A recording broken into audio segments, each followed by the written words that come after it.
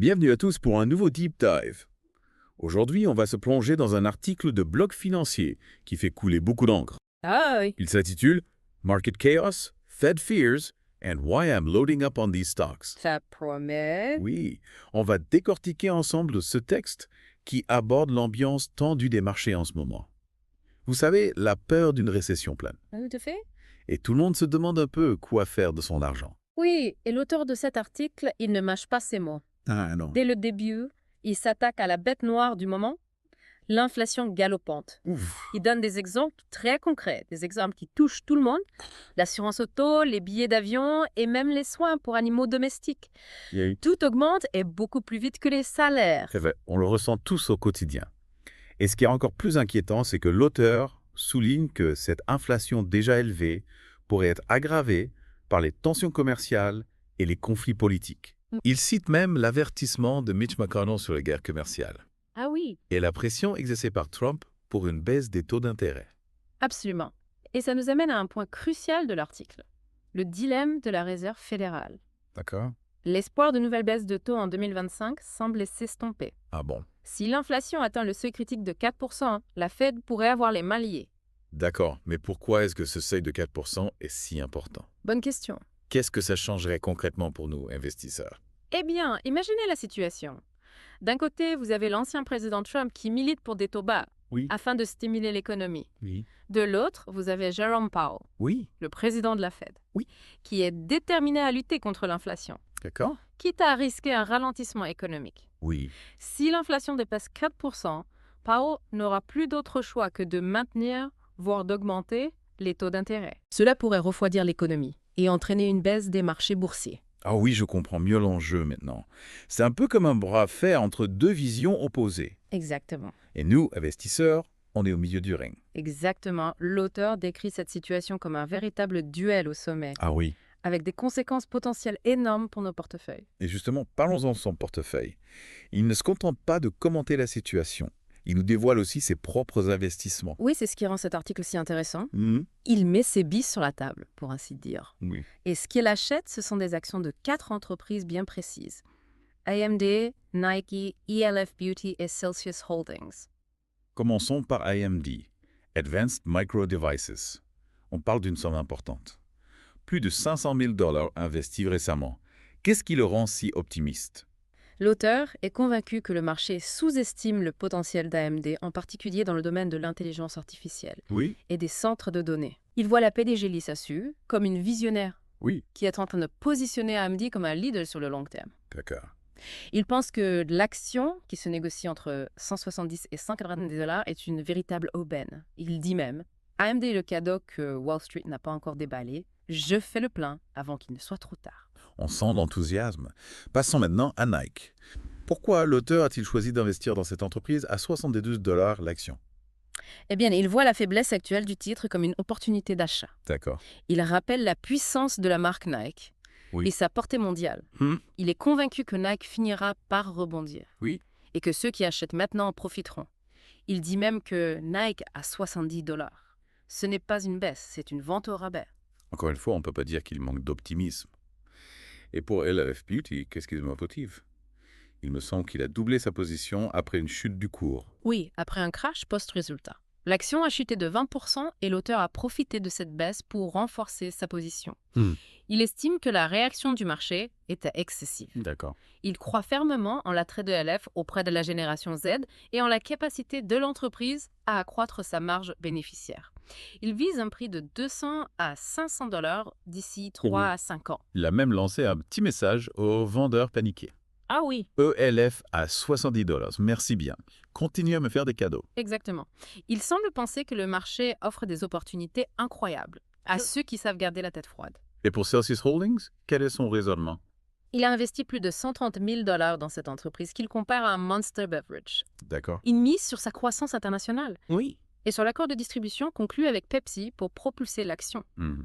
À 21 $ l'action, il parie sur une croissance explosive en 2025. On voit bien que cet investisseur n'a pas peur du risque. Non. Il va à contre-courant de la tendance générale et mise sur des entreprises qui jugent prometteuses, Oui. malgré le contexte économique incertain. Mais ce qui est intéressant, c'est qu'il ne se contente pas de partager ses choix d'investissement. Non, Il essaie aussi de transmettre une certaine philosophie d'investissement. tout à fait. L'une des idées clés de l'article, c'est d'apprendre à voir les crashs boursiers, non pas comme des catastrophes, mais comme des opportunités. D'accord. Il essaie de dédramatiser la situation, Oui. en expliquant qu'un crash de 30% sur un portefeuille de 5 000 $, ça représente une perte de 500 $, soit moins qu'un loyer mensuel pour beaucoup de gens. C'est une façon intéressante de relativiser.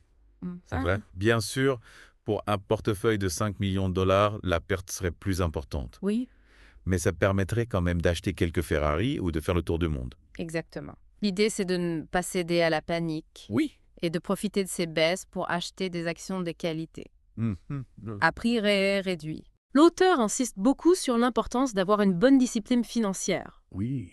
vivre en dessous de ses moyens, privilégier l'épargne et investir régulièrement. C'est une approche assez pragmatique. Finalement, on est loin de l'image du trader qui mise tout sur un coup de poker pour devenir millionnaire du jour au lendemain. Oui, c'est plutôt une vision long terme. D'accord. Il s'agit de construire sa richesse progressivement brique par brique, Oui. en adoptant des habitudes financières saines. Et l'auteur affirme que même avec un petit capital de départ, on peut obtenir des résultats impressionnants si on investit intelligemment. Oui. Il prend l'exemple de 2 actions qui multiplient leur valeur par 10 au cours d'une vie. Avec seulement 10 000 $ investis au départ, on pourrait atteindre le million. C'est l'effet des intérêts composés. Bien sûr, il faut savoir choisir les bonnes actions, Oui. celles qui ont un potentiel de croissance important sur le long terme. Et pour aider les investisseurs à identifier ces pépites, l'auteur propose un accès temporaire à la plateforme premium de thxstocks.com. Oui, c'est une offre spéciale pour la Saint-Valentin. Ah oui?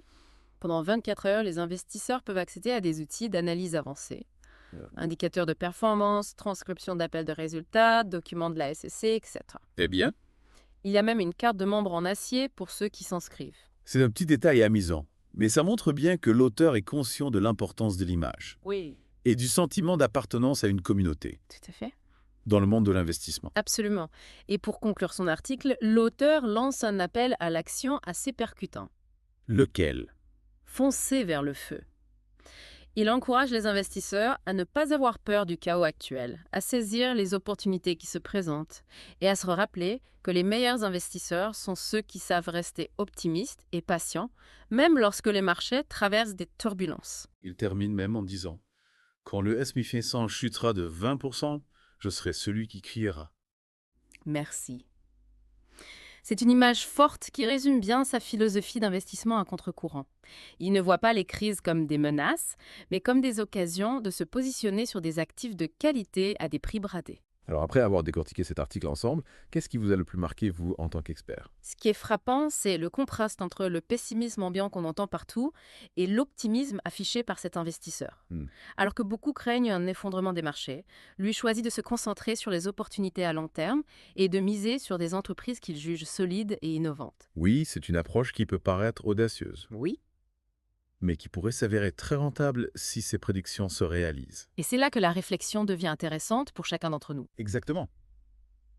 Ce deep dive nous a permis d'explorer la vision d'un investisseur en particulier. Mais maintenant, c'est à vous de jouer. Comment analyseriez VOC sa stratégie? Quels éléments vous interpellent? Ce qui est important, c'est de se rappeler que l'investissement est une démarche personnelle. Ce qui fonctionne pour un investisseur ne fonctionnera pas forcément pour un autre. Oui, Il est crucial de faire ses propres recherches, d'évaluer sa propre tolérance au risque et de prendre des décisions éclairées. tout à fait. Il ne s'agit pas de copier bêtement les choix de cet investisseur. Aussi brillant soit-il, il faut creuser, explorer d'autres perspectives et construire sa propre stratégie. Par exemple, on pourrait se demander si les entreprises qu'il a choisies sont réellement si sous-évaluées. On pourrait aussi s'interroger sur sa stratégie de buy the deep. Est-ce vraiment le bon moment pour acheter? Ou est-ce qu'on risque de rattraper un couteau qui tombe, comme on dit? Oui, c'est une question importante. Il faut toujours se méfier des effets de mode. Et ne pas se laisser emporter par l'enthousiasme du moment. Et puis, il ne faut jamais oublier que les marchés financiers sont imprévisibles. C'est certain. Personne ne peut prédire l'avenir avec certitude. D'ailleurs, l'auteur lui-même le connaît. Il dit qu'il faut être prêt à perdre de l'argent Oui. et que l'investissement comporte toujours une part de risque. C'est pour ça qu'il est essentiel de diversifier ses investissements. Il ne faut pas mettre tous ses œufs dans le même panier, comme on dit. Absolument. La diversification est la clé d'un portefeuille solide et résilient. Il faut explorer différents secteurs, différentes classes d'actifs et même différents marchés géographiques. Voilà de précieux conseils. Merci beaucoup pour votre analyse éclairée Merci. et votre passion communicative. Merci à vous. Et à vous, chers auditeurs, merci de nous avoir suivis dans cette exploration fascinante du monde de l'investissement. On espère que ce deep dive vous a donné matière à réflexion. N'hésitez pas à partager vos impressions et à nous faire part de vos suggestions pour de futurs épisodes. On se retrouve très vite pour un nouveau deep dive